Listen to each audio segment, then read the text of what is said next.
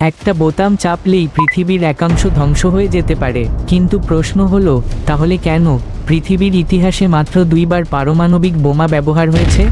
পারমাণবিক মিসাইল হলো এমন এক অস্ত্র যা পারমাণবিক ফিশন বা ফিউশন বিক্রিয়ার মাধ্যমে ভয়াবহ বিস্ফোরণ ঘটাতে পারে। এর একটি মাত্র হামলায় লক্ষ লক্ষ মানুষ মারা যেতে পারে, শহর নিশ্চিহ্ন হয়ে যেতে পারে। 1945 সালে যুক্তরাষ্ট্র যখন হিরোশিমা ও নাগাসাকিতে পারমাণবিক বোমা ফেলে, তখন তাৎক্ষণিকভাবে প্রায় 2 লাখ মানুষ মারা যায়। শুধু তাই নয়, বংশ পরম্পরায় রেডিয়েশনের প্রভাব পড়ে। আজকের দিনে যদি একটা দেশ যদি পারমাণবিক মিসাইল ছোড়ে, অন্য দেশও পাল্টা হামলা চালাবে এবং সেটি থামবে না। একে বলে মিউচুয়ালি অ্যাশিওরড ডিস্ট্রাকশন, অর্থাৎ সবাই হেরে যাবে, কোনো পক্ষই জিতবে না। জাতিসংঘ এবং আন্তর্জাতিক চুক্তিগুলো এই অস্ত্রগুলোর ব্যবহার কঠোরভাবে সীমাবদ্ধ করে রেখেছে, কারণ যে কোনো ভুল সিদ্ধান্ত মানেই বিশ্বযুদ্ধ।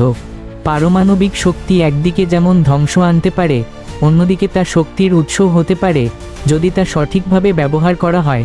পারমাণবিক অস্ত্র আমাদের একটা শিক্ষা দেয়, অত্যন্ত শক্তিশালী জিনিসও কেবল তখনই নিরাপদ যখন তার ব্যবহার হয় মানবতার জন্য।